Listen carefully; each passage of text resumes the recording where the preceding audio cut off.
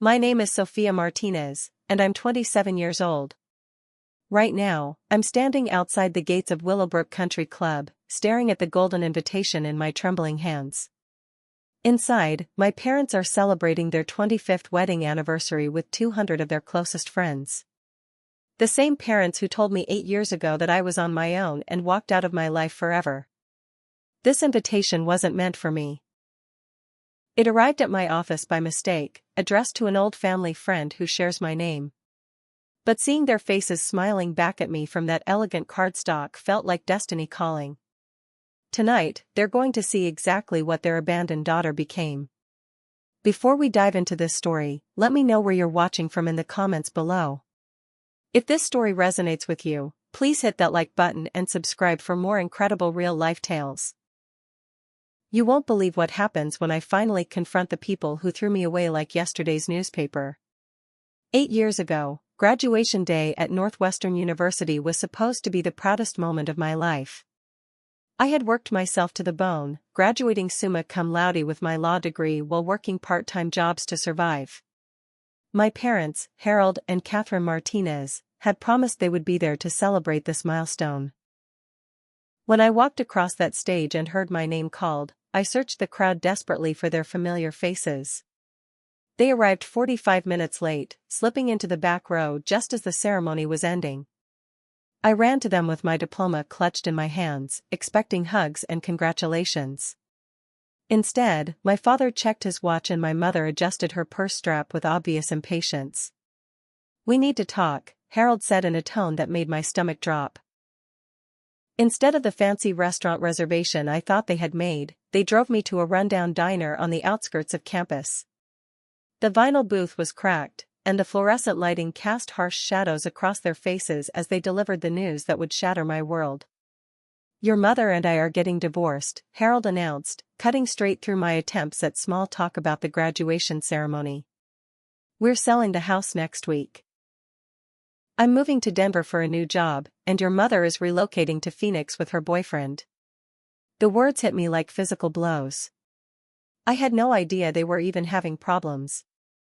They had hidden their marital issues completely, putting on a united front whenever I called home during college. Catherine leaned forward with cold eyes that I barely recognized. "You're an adult now, Sophia. 22 years old with a college degree. It's time you figured things out for yourself."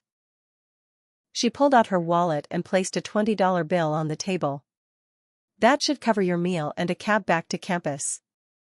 Harold nodded in agreement, already standing up from the booth.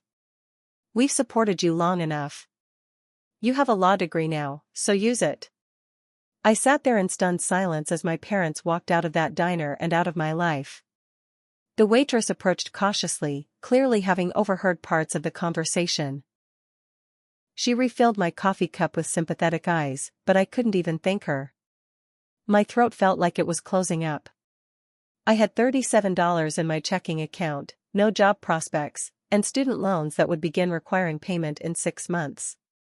The apartment I had been sharing with 3 roommates was only available through the end of the semester, which was in 2 weeks. That night, I slept in my beat-up Honda Civic in the campus parking lot, using my graduation gown as a blanket. The security guard knocked on my window at 3 in the morning, asking if I was okay. I lied and told him I was just tired from celebrating. But the truth was, I had nowhere else to go. My parents had blocked my phone number by the next morning. When I tried calling Harold's office, his secretary informed me that he had left strict instructions not to accept any calls from me. Catherine had apparently already changed her number entirely. The next few months were a nightmare I wouldn't wish on anyone. I managed to extend my stay in the college apartment for 1 additional month by promising my roommates I would cover extra utilities, but that depleted what little savings I had left. I immediately started applying for every job I could find, but the legal field was incredibly competitive, and most firms wanted candidates with connections or prestigious internship experience. I had neither. Within 2 weeks of graduation, I was working 3 jobs just to survive. I waitressed at a 24-hour diner from 6 in the evening until 2 in the morning, making barely minimum wage plus whatever tips I could scrape together. During the day, I tutored college students in writing and research skills for $15 an hour. On weekends, I cleaned office buildings for a janitorial service that paid cash under the table. I was averaging about 4 hours of sleep per night and living on a diet of ramen noodles, peanut butter sandwiches, and whatever leftover food I could take home from the diner. My first apartment was a studio in the worst part of town, with broken heating and windows that wouldn't close properly. The rent was $450 per month, which was more than half of my total income. The building superintendent was a creepy man named Frank who would find excuses to enter my apartment unannounced, claiming he needed to check for maintenance issues. I installed a deadbolt with my own money and learned to keep a chair wedged against the door. Every day, I sent out dozens of resumes and cover letters to law firms throughout the state. I applied for positions as a legal assistant, paralegal, junior associate, or even receptionist at legal offices. The rejection letters started arriving within weeks, all form letters thanking me for my interest but informing me that they had selected other candidates. The few interviews I managed to secure were disasters because I couldn't afford professional clothing. I owned one black blazer from college that was starting to show wear, and my shoes had holes that I covered with black marker. 3 months after graduation, I was working at the diner when a regular customer named Bill mentioned that his nephew was a lawyer in Chicago. He offered to make a phone call on my behalf, which seemed like the first lucky break I had caught. But when Bill called me 2 days later, his voice was confused and apologetic. "I talked to my nephew about you, Sophia, but he said he already knew about your situation. Apparently your father contacted several firms in the Chicago area to warn them that you were unstable and had a history of stealing from employers. I'm sorry, kid. I don't know what kind of family drama you've got going on, but it's affecting your job prospects." That phone call was the moment I realized my parents weren't just ignoring me. They were actively sabotaging any chance I had at building a career. I spent that entire evening crying in my car outside the diner, feeling more hopeless than I ever had in my life. My own parents were willing to destroy my future just to ensure I would never succeed without them. The betrayal cut deeper than their abandonment because it was calculated and cruel. By the end of my 4th month post-graduation, I had lost 12 pounds I couldn't afford to lose, and I collapsed from exhaustion while studying for the bar exam at the law library. A librarian found me unconscious between the stacks and called an ambulance. I spent 6 hours in the emergency room, where a doctor told me I was severely malnourished and dehydrated. The hospital bill that arrived 2 weeks later was more than I made in 3 months. That's when I finally understood that my survival was going to require more than just hard work. I needed help, and I had no idea where to find it. In desperation, I decided to reach out to my extended family, hoping that blood relationships might offer the support my parents had refused to provide. My father's brother, Uncle Roberto, had always been warm and welcoming during family gatherings when I was growing up. He owned a successful restaurant called Sophia Martinez and had 3 children around my age. I hadn't spoken to him since the abandonment, but I remembered him telling me to call if I ever needed anything. When I finally worked up the courage to phone Uncle Roberto, his voice was genuinely excited to hear from me. "Sophia, my beautiful niece. We've been wondering how you're doing. Your cousin Maria asks about you all the time."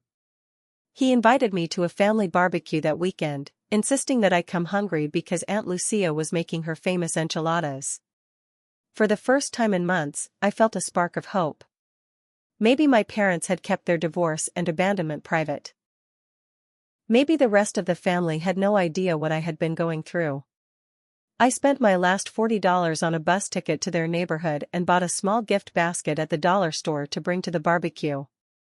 When I arrived at Uncle Roberto's house, the backyard was filled with relatives I hadn't seen since high school.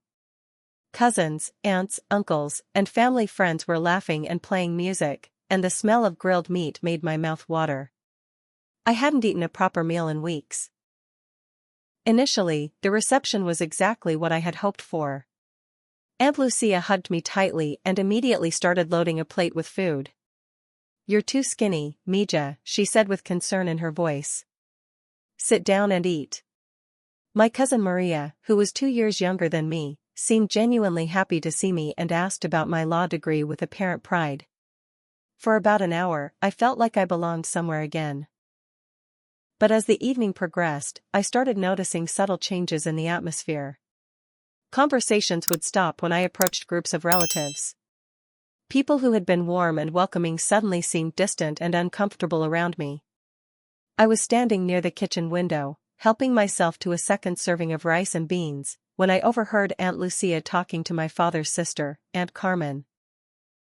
Harold told us all about Sophia's behavior after graduation, Lucia was saying in Spanish, not realizing I was fluent.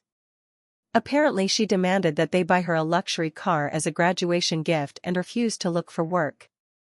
When they said no, she cut off all contact and started spreading lies about them to anyone who would listen. It's such a shame because she used to be such a sweet girl. My fork clattered onto my plate as the words sank in. My parents had contacted the extended family and completely fabricated a story about our estrangement. They had painted me as an entitled, demanding daughter who had abandoned them, rather than the other way around. I stood frozen by the window, listening as Aunt Carmen agreed that young people today expected everything to be handed to them without working for it. When I walked back outside, the family dynamics had shifted dramatically. Uncle Roberto approached me with crossed arms and a stern expression that reminded me painfully of my father's disapproving looks. "Sophia, we need to have a conversation," he said, guiding me away from the other guests. "Your parents told us what really happened after graduation. I'm disappointed in you, Mija. Your family sacrificed to put you through college, and this is how you repay them?" I tried to explain the truth, telling him about the diner conversation and how my parents had left me with nothing. But Uncle Roberto cut me off with a dismissive wave. "Your father is one of the most honest men I know. If he says you were acting ungrateful and demanding expensive gifts, then that's what happened. You need to apologize to your parents and stop this childish behavior." Cousin Maria, who had been so friendly earlier, was now looking at me with obvious disgust. "I can't believe you would lie about Aunt Catherine and Uncle Harold like this," she said loud enough for other family members to hear. "They've been worried sick about you, and you're out here trying to make them look like bad parents. That's really low, Sophia." The humiliation was overwhelming. Every relative at that barbecue was staring at me like I was some kind of manipulative liar who was trying to destroy my innocent parents' reputation. I tried once more to tell Uncle Roberto the truth about my living situation and my struggles to find work, but he held up his hand to stop me. "I don't want to hear any more lies, Sophia. You're welcome at family gatherings when you're ready to apologize and make things right with your parents. Until then, I think it's best if you leave." The bus ride back to my apartment was one of the longest hours of my life. I had been so hopeful that my extended family would provide the support and understanding I desperately needed. Instead, I discovered that my parents had successfully poisoned every relationship I might have turned to for help. They had strategically isolated me from anyone who might have questioned their version of events or offered me assistance. But the betrayal that hurt the most came 2 weeks later when my childhood best friend Jessica called me out of the blue. We had been inseparable throughout high school, and she knew my parents well enough to see through their lies. "Sophia, I just got off the phone with your mom," she said, and my heart immediately sank. She offered me a job as an administrative assistant at the company where she's working in Phoenix. It's exactly the kind of opportunity I've been looking for since I graduated. Jessica had been struggling to find work with her communications degree, and I knew how much a stable job would mean to her. But when I tried to explain what my parents had done to me, she was reluctant to believe it. "I mean, I know your parents can be strict, but they've always been so generous to me. Your mom is flying me out to Phoenix next week for an interview, and she's paying for everything. If they were really as horrible as you're saying, would they be helping me like this?" That phone call was when I finally understood the full scope of my parents' strategy. They weren't just spreading lies about me to family members. They were actively buying the loyalty of people in my life by offering them opportunities and support that they had denied me. Jessica took the job in Phoenix, and our friendship never recovered from her refusal to believe my side of the story. For the first time since graduation, I felt truly and completely alone in the world. My parents had systematically destroyed every potential support system I might have turned to, leaving me with absolutely no one to help me rebuild my life. That night, I sat on the floor of my horrible apartment and cried until I had no tears left. But somewhere in that darkness, a new determination began to grow. If they wanted to destroy me, I was going to have to save myself. 6 months after my humiliating experience with Uncle Roberto's family, I was working my evening shift at the diner when a well-dressed older woman came in around 9 o'clock. She was clearly out of place in our run-down establishment, with her tailored suit and expensive handbag, but she sat quietly in a corner booth and ordered coffee and pie. I was the only waitress on duty, so I served her personally, noticing that she seemed to be observing everything around her with sharp, intelligent eyes. When I brought her check, she looked up at me and said, "You're not from around here, are you?" Her voice was kind but direct. I explained that I had graduated from Northwestern and was working to pay off student loans while studying for the bar exam. She introduced herself as Grace Thompson, a senior attorney at Thompson and Associates, a firm I had actually applied to months earlier without receiving a response. "I remember your application," Grace said, surprising me completely. "Your academic credentials were impressive, but we don't typically hire candidates without practical experience. However, I've been watching you work tonight, and I'm intrigued by your customer service skills and your ability to handle difficult situations." She had apparently witnessed me calmly dealing with 2 drunk customers who had been causing trouble earlier in the evening. Grace asked if I would be interested in an unpaid internship at her firm, working in the evenings after my bar exam preparation.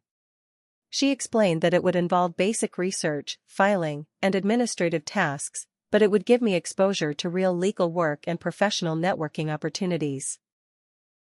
I accepted immediately, even though adding another commitment to my already overwhelming schedule seemed impossible.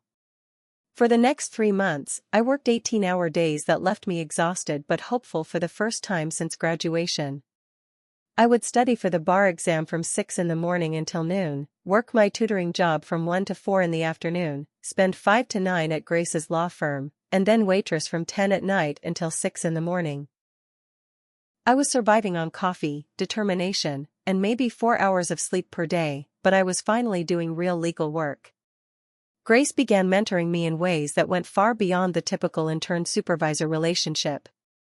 She taught me about the importance of professional appearance and networking in the legal world. When she noticed that my limited wardrobe was holding me back, she discreetly arranged for me to receive some hand-me-down suits from her daughter, who was roughly my size and worked in corporate finance. My first major assignment was helping Grace with research for a complex corporate fraud case.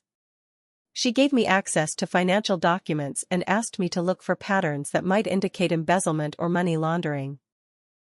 I spent hours poring over spreadsheets and transaction records, cross-referencing dates and amounts until my eyes burned. But after 2 weeks of intensive analysis, I discovered a series of transfers that other investigators had missed. The breakthrough came when I noticed that certain payments were always made on the same day of the month, always for amounts just under the reporting threshold that would trigger automatic reviews. When I traced these payments back to their sources, I found a complex web of shell companies that were being used to funnel money out of the client's business. Grace was amazed when I presented my findings in a detailed report that clearly outlined the fraudulent scheme. "This is exceptional work, Sophia," Grace told me after reviewing my research. "You've just uncovered evidence that could result in criminal charges and help our client recover millions of dollars in stolen assets." She offered me my first paid position as a junior associate, with a starting salary that would allow me to quit my other jobs and focus entirely on building my legal career. For the first time in nearly a year, I had hope for my future again. I was finally using my law degree in meaningful work, learning from an experienced mentor who believed in my abilities. I found a better apartment in a safer neighborhood and bought my first professional wardrobe with my signing bonus. Everything seemed to be falling into place, and I started to believe that maybe my parents' abandonment had actually forced me to become stronger and more independent. but my newfound success didn't go unnoticed.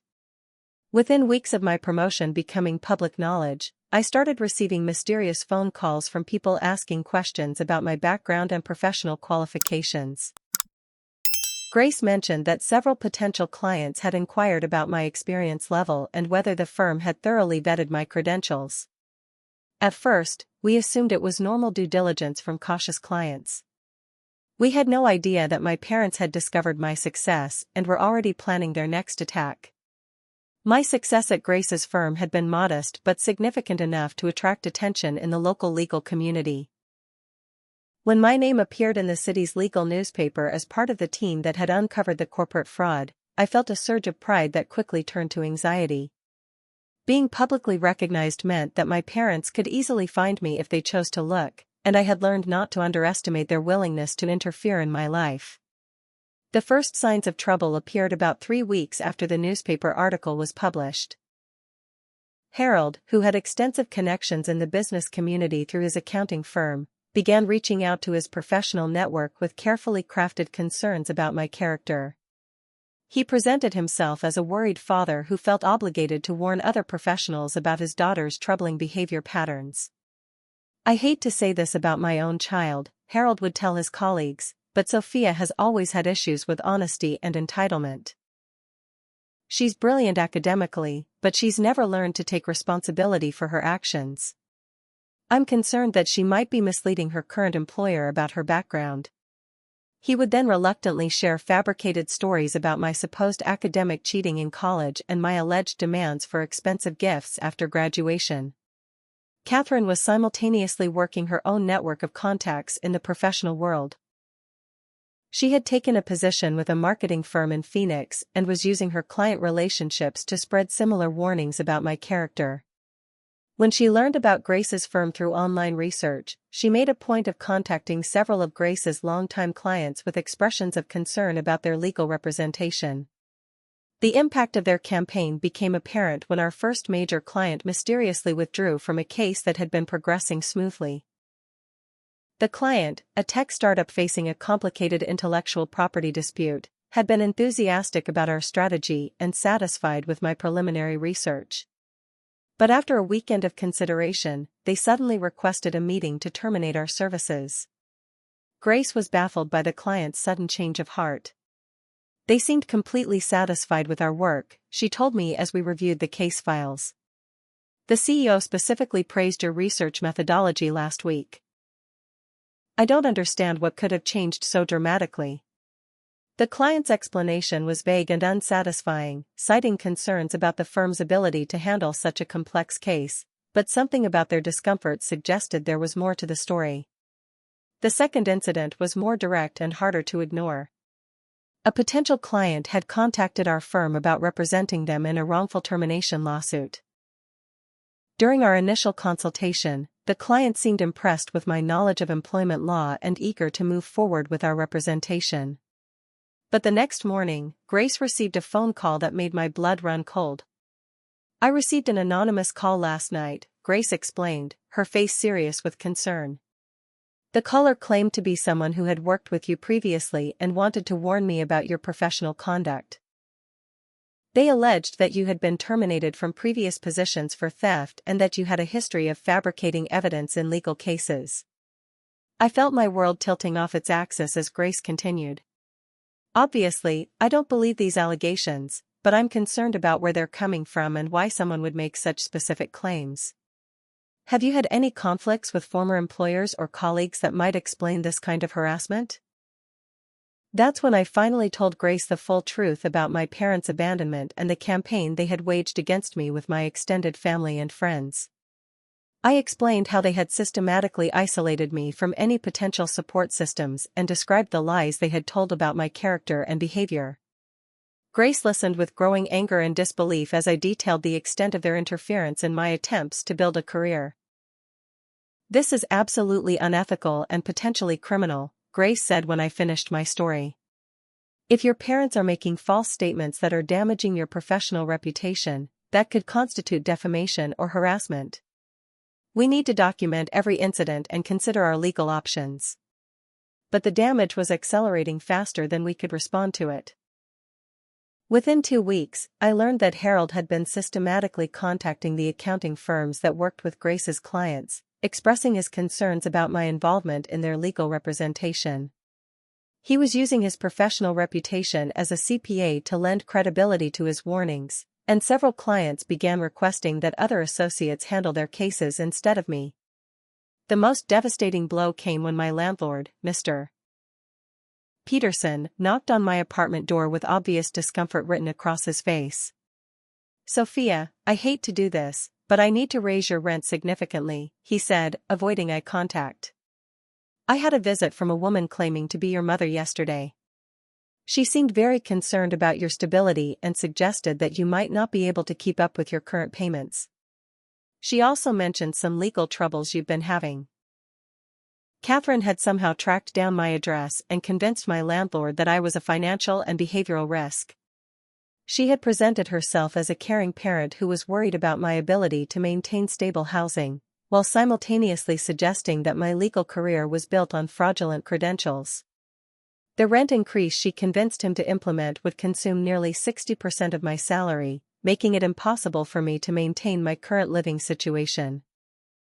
That night, I sat in my apartment surrounded by law books and case files, feeling like my carefully rebuilt life was crumbling around me again.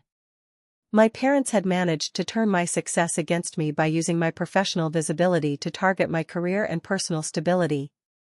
I was finally doing meaningful legal work with a mentor who believed in my abilities, but their sabotage campaign was threatening to destroy everything I had worked so hard to achieve. The worst part was the realization that my parents' attacks were becoming more sophisticated and harder to defend against. They were no longer content to simply abandon me or spread lies to family members. They were actively working to ensure that I would never be able to build a successful independent life, using their professional networks and social connections as weapons against my future. 9 months after joining Grace's firm, I received the opportunity that should have transformed my career forever. We were approached by Innovate Solutions, a rapidly growing tech startup that needed legal representation for a major acquisition deal worth $15 million. The case would involve complex contract negotiations, due diligence reviews, and regulatory compliance issues that could take months to resolve. For a junior associate like me, being assigned to such a significant case was an incredible honor and a chance to prove myself at the highest levels of corporate law. Grace entrusted me with the preliminary research and document preparation, recognizing that my attention to detail and analytical skills were perfectly suited for the meticulous work required. I spent 3 weeks reviewing financial records, corporate structures, and regulatory filings, preparing comprehensive reports that would guide our negotiation strategy. The clients were impressed with my thoroughness and specifically requested that I continue as the primary associate on their case. What I didn't know was that my parents had escalated their sabotage campaign by recruiting additional help from within the legal community itself. Cousin Maria had married an attorney named Derek Chin 2 years earlier, and he worked at a mid-sized firm that competed directly with Grace's practice for corporate clients. When Harold reached out to Derek with his fabricated concerns about my professional conduct, he found an eager ally who had his own motivations for wanting to damage my reputation. Derek's firm had actually bid for the Innovate Solutions contract and lost to Grace's more competitive proposal and my specialized research. Rather than accepting the loss professionally, Derek saw an opportunity to eliminate a rising competitor while helping his wife's family settle their grudge against me. He began developing a plan that would destroy my career while positioning his own firm to acquire our client. The attack came in the form of a formal ethics complaint filed with the State Bar Association, alleging that I had misappropriated client funds and forged documents in previous cases. Derek had spent weeks crafting a sophisticated fraud that included fabricated evidence, falsified financial records, and sworn affidavits from people who claimed to have witnessed my alleged misconduct. The complaint was so detailed and professionally presented that it immediately triggered a formal investigation. When Grace called me into her office 3 days after the complaint was filed, her face was pale with shock and concern. "Sophia, I've just received notification from the State Bar that you're being investigated for serious ethical violations," she said, sliding the official documents across her desk. The allegations include theft of client funds, forgery of legal documents, and fraudulent misrepresentation of your qualifications. Reading through the complaint was like experiencing a waking nightmare. Derek had fabricated an elaborate story about my supposed misconduct during my internship, claiming that I had stolen money from client accounts and altered documents to cover my tracks. He had even included forged bank records and fake witness statements that seemed to corroborate his allegations. The level of detail and apparent documentation made the charges seem credible even though every single claim was completely false. The immediate consequences were catastrophic. The state bar suspended my license pending the outcome of their investigation, which meant I could no longer practice law or work on any client cases. Innovate Solutions terminated our contract within hours of learning about the ethics complaint, and their executives made it clear that they questioned Grace's judgment in hiring me. The acquisition deal that had represented months of work and hundreds of thousands of dollars in potential fees simply vanished. Grace was devastated but had no choice except to distance herself and the firm from me professionally until the investigation was resolved. "I believe in your innocence completely," she told me with tears in her eyes, "but I have a responsibility to protect my other clients and employees. The Bar Association has made it clear that your continued association with the firm could compromise our ability to represent other clients effectively." Within a week, my entire professional life had been destroyed. Other law firms in the area were already aware of the ethics complaint through legal community networks, making it impossible for me to find alternative employment even in non-legal positions. The detailed nature of Derek's fabricated evidence had convinced many people that the allegations were credible, and my reputation was irreparably damaged throughout the local business community. The financial impact was equally devastating.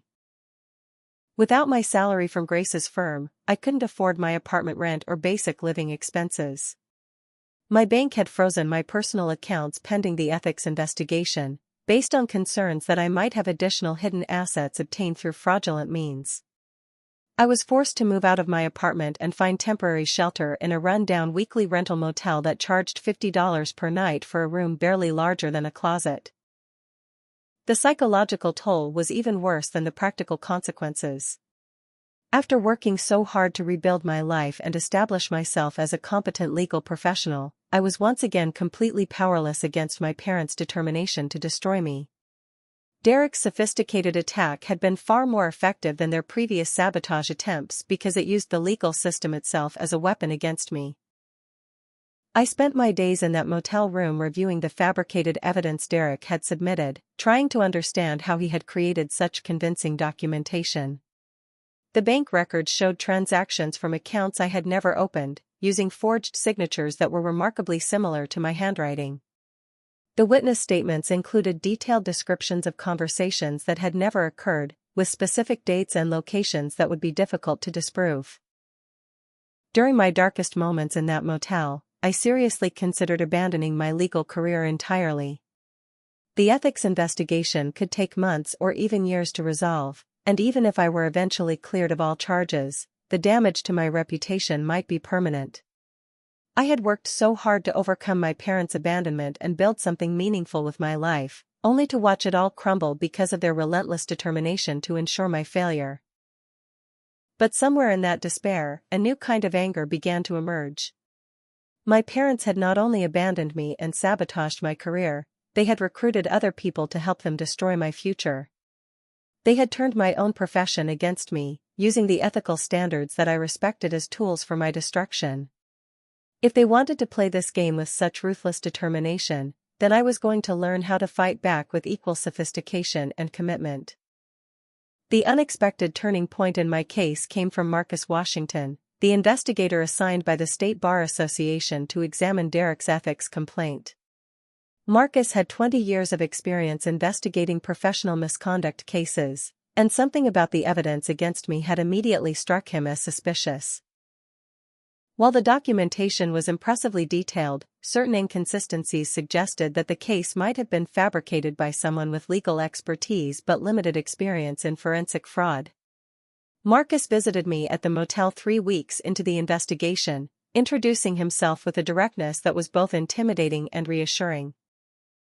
Miss Martinez, I've reviewed hundreds of ethics complaints during my career, and yours contains several red flags that suggest possible fabrication, he said, settling into the room's single chair while I sat on the edge of the bed.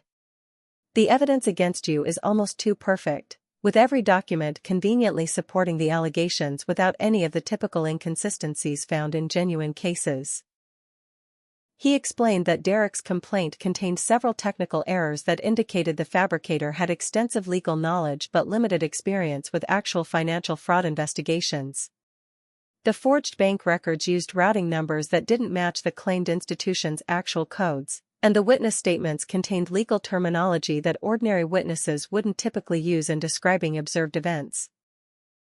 I'm going to conduct an informal investigation parallel to the official ethics review, Marcus told me. If someone has fabricated evidence to frame you, I'm going to find proof of that fraud. But I need your complete cooperation and absolute honesty about every detail of your background and professional relationships. Over the next several weeks, Marcus and I worked together to trace the origins of the fabricated evidence and identify potential suspects who might have had both the motivation and resources to frame me.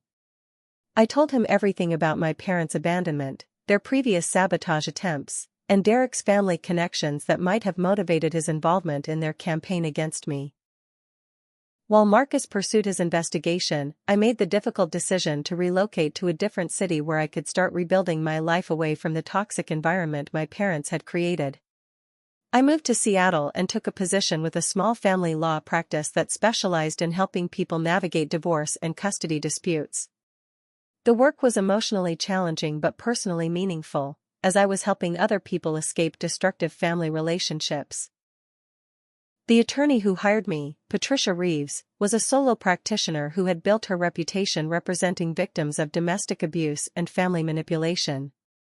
When I explained my situation during the interview, she recognized the patterns of systematic harassment and offered me a position despite the pending ethics investigation. "I've seen these kinds of family dynamics before," she said. "Sometimes the people who are supposed to protect us become our greatest threats." Working with Patricia's clients gave me new perspective on my own situation and helped me understand that my parents' behavior fit well-established patterns of family abuse and control.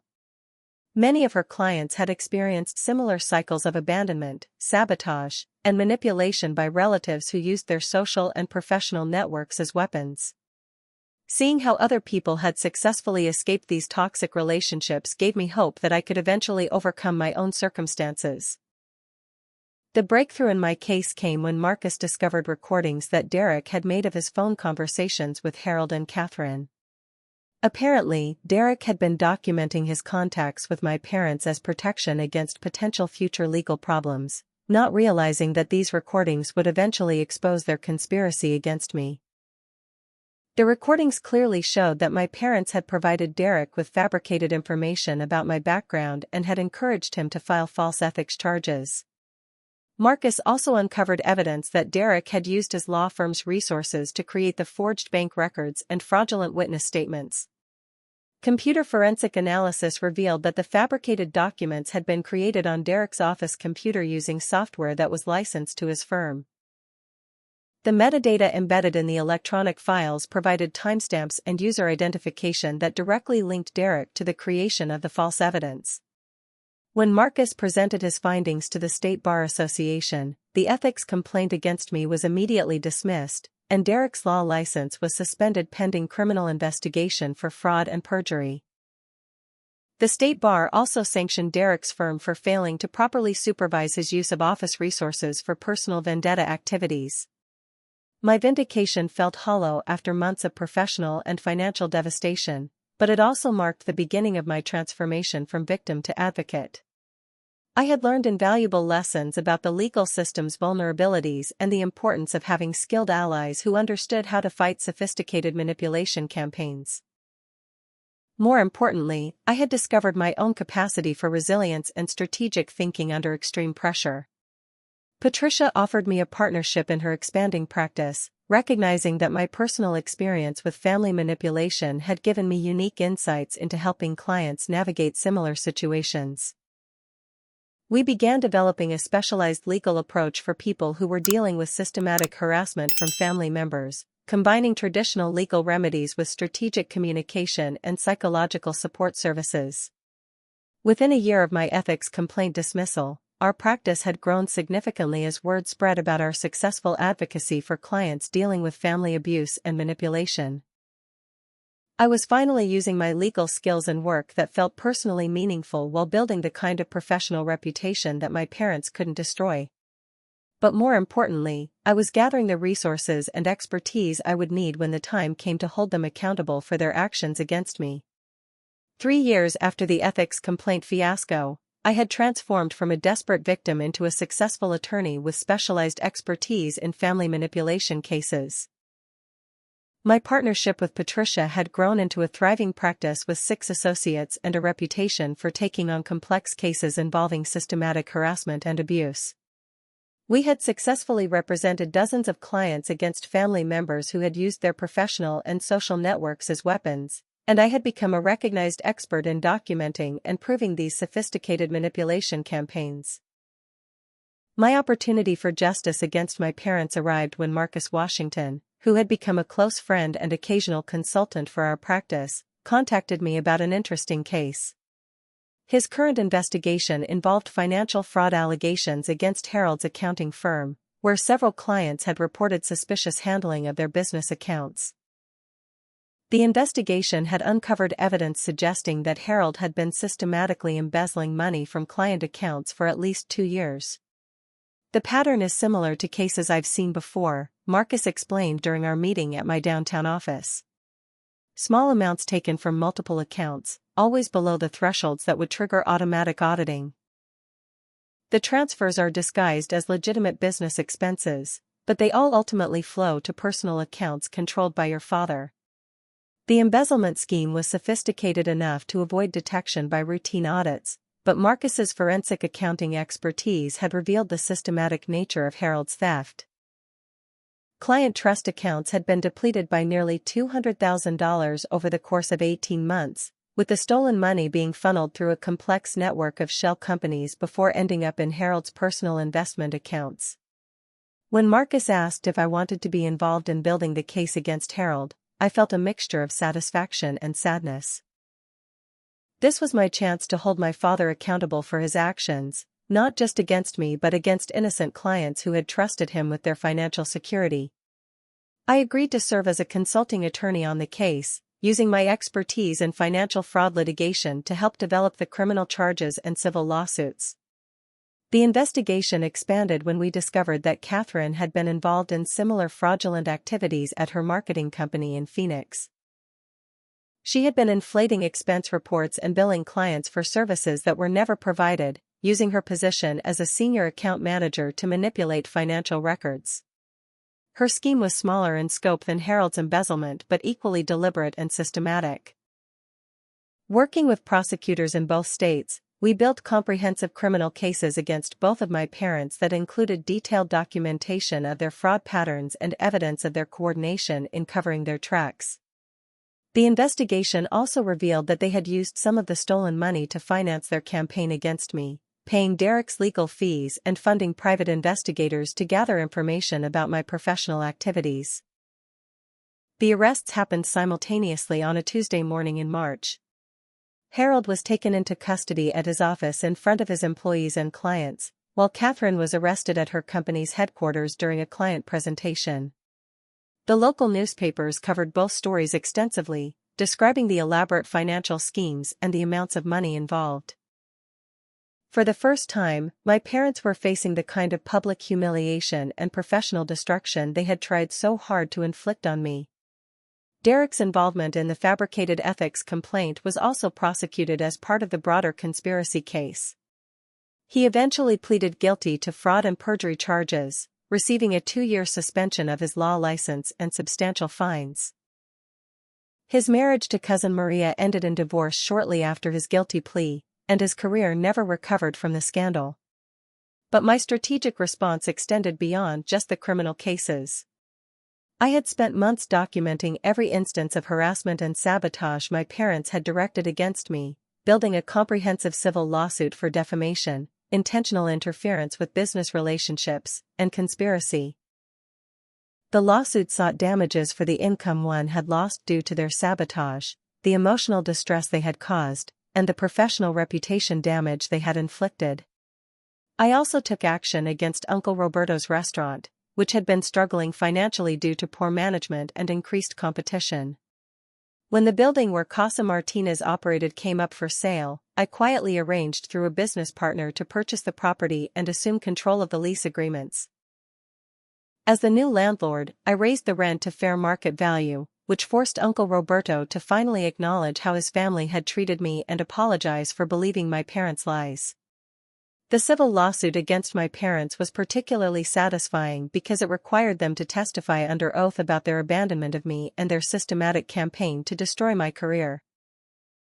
During depositions, they were forced to admit to many of their actions while trying to justify their behavior as appropriate parenting. The recordings Marcus had discovered provided undeniable evidence of their coordination with Derek and their deliberate intent to harm my professional prospects. Catherine's new husband's business also came under scrutiny when I provided information to the IRS about unreported income and questionable tax deductions. The resulting audit and penalties effectively bankrupted his consulting company and destroyed the comfortable lifestyle Catherine had built with her stolen money and fraudulent activities. The most personally satisfying aspect of my revenge campaign was watching my parents' social and professional networks abandon them as the full scope of their criminal behavior became public knowledge. The same people who had believed their lies about me now understood that Harold and Catherine were sophisticated manipulators who had been deceiving everyone around them for years. Their reputation in the community was permanently destroyed, just as they had tried to destroy mine. By the time the criminal trials concluded, both of my parents had been sentenced to significant prison terms and ordered to pay substantial restitution to their victims. Harold received 4 years in federal prison for embezzlement and fraud, while Catherine got 2.5 years for her marketing company schemes. The civil lawsuit resulted in a monetary judgment that would ensure they could never rebuild the comfortable lifestyle they had enjoyed while sabotaging my career. Standing outside Willowbrook Country Club 3 years later, I felt a complex mixture of anticipation and closure that I hadn't expected. The invitation in my hands was genuine this time, sent by Mrs. Elizabeth Peterson, a family friend who had maintained her relationship with my parents throughout their legal troubles and eventual imprisonment. She had reached out to me directly, explaining that Harold and Catherine were hosting a small reception to celebrate their release from prison and their attempts to rebuild their lives. "I know there's been tremendous pain in your family, Sophia," Mrs. Peterson had said during our phone conversation. "But your parents have asked me to extend this invitation because they want to try to make amends. They've had time to reflect on their mistakes during their incarceration, and they're hoping for a chance to apologize and perhaps begin healing the relationship." I had spent weeks considering whether to attend this gathering, discussing the decision with Patricia, Marcus, and my therapist. Part of me was curious to see how my parents would attempt to justify their years of systematic abuse and sabotage. Another part of me wanted to demonstrate how completely I had overcome their attempts to destroy my life. But mostly, I was ready to face them with the confidence and success they had tried so hard to prevent me from achieving. The country club was far less impressive than it had seemed in my imagination years earlier. The building was elegant but not ostentatious, and the small group of attendees looked like ordinary middle-class people rather than the wealthy elite I had envisioned. My parents had apparently lost most of their social connections during their legal troubles, leaving only a handful of loyal friends willing to support their attempted reintegration into society. Harold and Catherine were standing near the entrance when I arrived, looking significantly older and more fragile than I remembered. Prison had clearly taken a toll on both of them, with Harold appearing gaunt and nervous while Catherine seemed to have aged at least 10 years during her incarceration. When they saw me approaching, their expressions showed a mixture of hope, fear, and what might have been genuine remorse. "Sophia," Harold said quietly, stepping forward with obvious uncertainty about how I would respond to his presence. "Thank you for coming. I wasn't sure you would accept the invitation, given everything that's happened between us." Catherine remained slightly behind him, her eyes filled with tears that seemed authentic rather than manipulative.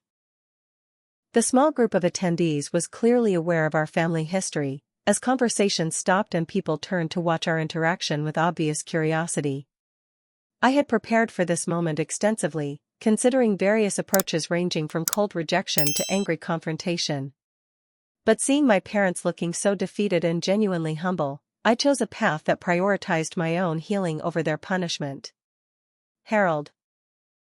Catherine, I said, using their first names deliberately to establish that our relationship would be conducted between equals rather than parent and child.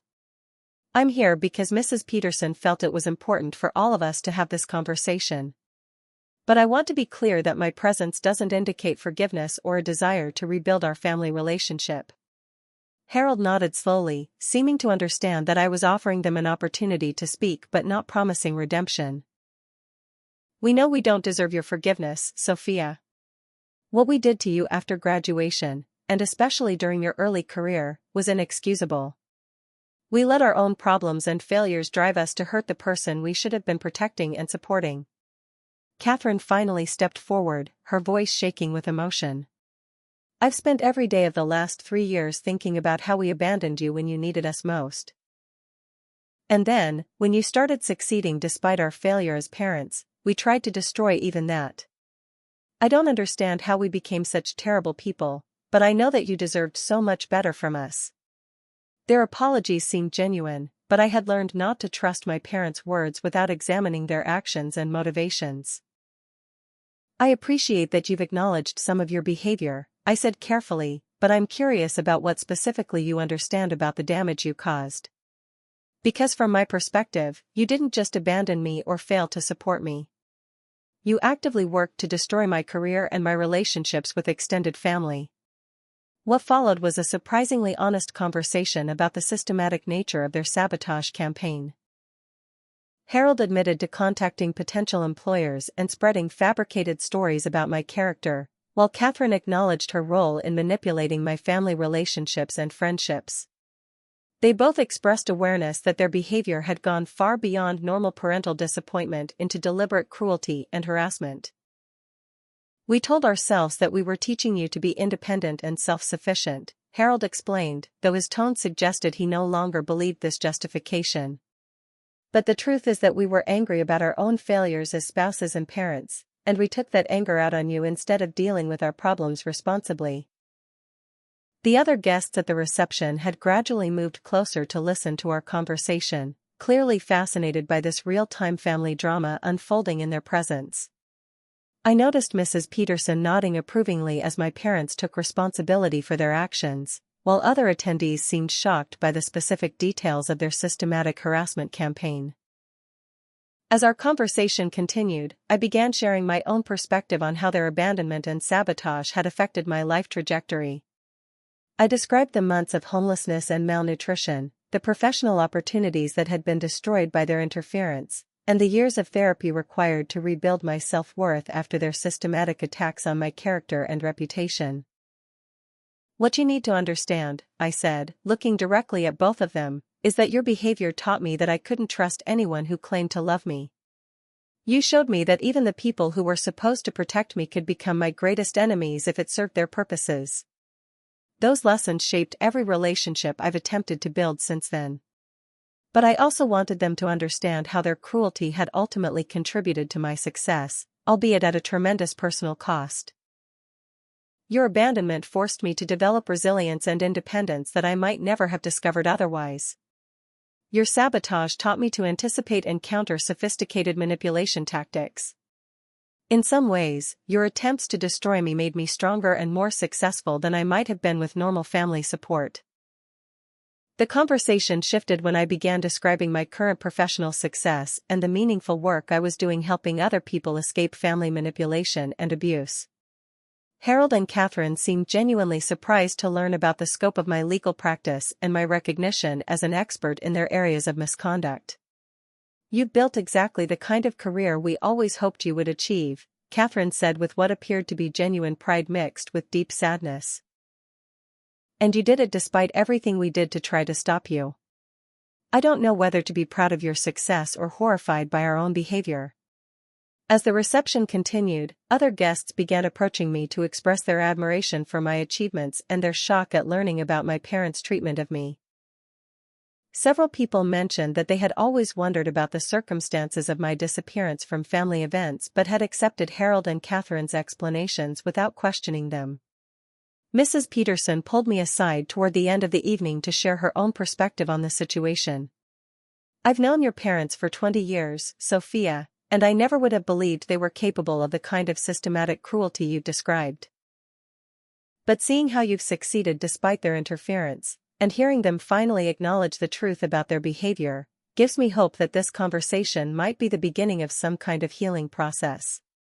But I wasn't interested in rebuilding a relationship with my parents, regardless of their apparent remorse or the social pressure to forgive family members. I'm glad they've finally acknowledged the truth about their behavior," I told Mrs. Peterson, "but acknowledging harm and making amends for that harm are very different things. They destroyed years of my life and caused trauma that I'm still working to overcome. Their apology doesn't erase that damage or create an obligation for me to welcome them back into my life." As the evening concluded, Harold and Catherine approached me one final time to thank me for attending and to express their understanding that I might never be willing to have a relationship with them. "We know we can't undo the damage we've caused," Harold said, "but we want you to know that seeing who you've become despite our failures gives us more pride than we deserve to feel." Catherine added, "If there's ever anything we can do to support your work or help other families avoid the mistakes we made, please don't hesitate to contact us.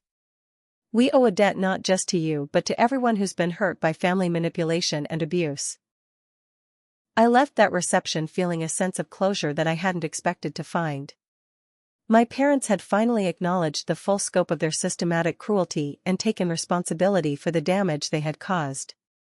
They had seen firsthand how completely I had overcome their attempts to destroy my life and built success that surpassed anything they had achieved themselves. But more importantly, I realized that my identity and self-worth were no longer connected to their approval or disapproval. The abandoned, desperate young woman who had slept in her car after graduation had transformed into a confident, successful attorney who was helping other people escape similar situations. Their opinion of me, whether positive or negative, was simply irrelevant to the life I had built. 2 days after the reunion, I had dinner with Grace, Marcus, and Patricia at my favorite restaurant overlooking Elliott Bay. These were the people who had become my chosen family, offering the support and mentorship my biological parents had refused to provide. We celebrated not just my professional success but the personal growth that had allowed me to face my past with confidence rather than anger. "You know what I'm proudest of?" Grace said as we raised our glasses in a toast. "You didn't let their cruelty turn you into a cruel person. You used your pain to develop empathy for other people in similar situations, and you built a career around helping victims rather than creating more victims." That dinner reminded me that family isn't determined by blood relationships or legal obligations. Real family consists of people who choose to support each other through difficult times, who celebrate each other's successes, and who offer honest feedback even when it's uncomfortable to hear. My parents had taught me what family shouldn't look like, but Grace, Marcus, and Patricia had shown me what genuine family relationships could become. As I drove home that evening, I reflected on how my parents' abandonment had ultimately led me to discover my own strength and build relationships based on mutual respect rather than obligation. Their attempts to destroy me had forced me to develop skills and resilience that now enabled me to help other people overcome similar challenges.